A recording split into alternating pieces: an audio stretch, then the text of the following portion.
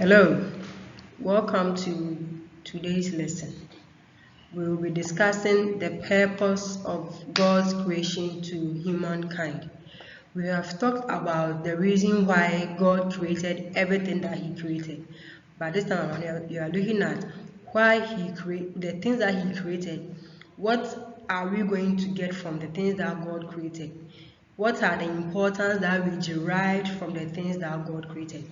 So, as human beings, the things that God created, what are the importance of it to us? Okay, so God created the world and everything in it, as we said earlier. He created plants, animals, and mankind. The plants and animals are gifts from God. He created these to help humankind to live on earth. Okay, so purposely, the reason why God created the everything that He created is to help humankind to live on earth. That is the main aim of God's creation for us, to help us to live on earth. Okay, so let us take the things that God created in bits and look at their importance to humankind. The first thing is plants. Let's look at the importance of plants to us. So there are different kinds of plants on earth. Some plants are big, others are small. The plant makes the environment beautiful. Okay, it also gives us food, gives us shelter. It serves a lot of purpose to humankind. There are small plants, example tomato plant, the grass, cocoyam. They are all examples of small plants. There are also bigger plants like the mahogany tree, mango tree, or a neem tree. They are all examples of bigger plants. So in the picture right there, you can see a smaller plant, then you can see the big plant. So you see the difference. One is big, then the other one is small. So as I said earlier, the plant is of use to us. We use the plant in so many ways. Let's look at some of the ways by which we use the plant. So the plant serves as food. The plant serves as food. So when you look at the chart on your right, you can see the plant, food from the plant displayed on it. You can see potato, you can see eggplant, you can see nuts, you can see tomatoes. They are all food that we get from the plant. They are all food that we get from the plant. Right. Some plants also gives us medicine. Some plants also gives us medicine. Other plants gives us shade. When you are walking on the sun and you are tired, you can find a plant which can give you shade, and you can take rest under those kind of plants. The plants are also used to decorate the environment.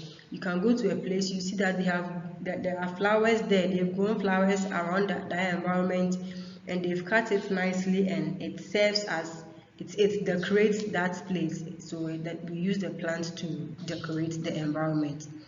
Some plants are also used for making furniture. So your table and your chair that you sit on are made from plants. Some serve as shelter because we can use them to build houses. And then some plants are used for making books and pencils. Our books and our pencils that we use are all made from plants. So you can see that the plant serves a lot of purpose for human beings. Serves a lot of purpose for human beings. Now let's look at animals. So different kinds of animals were created by God. Okay, some of the animals live in water, some live on land, some live in the soil, some live on trees, some live with us at home, and others live in the forest. The animals that lives in the house with us are called domestic animals, and those that are in the forest are called wild animals. Okay, so some animals that live in water the examples are herons. You can talk of crab, you can talk of tilapia, oyster, and a whole lot, shrimps and all that. They all live in water. There are other animals that live on trees, like the monkeys and the squirrels and the birds. They are all animals that live on trees.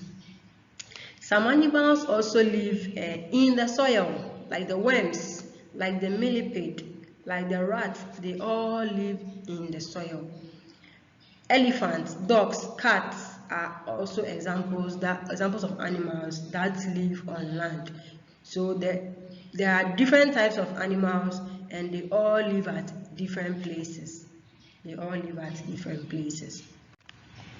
So you can see examples of animals. You can see the tiger, you can see the deer, a dog, a scorpion, a whole lot of examples of animals.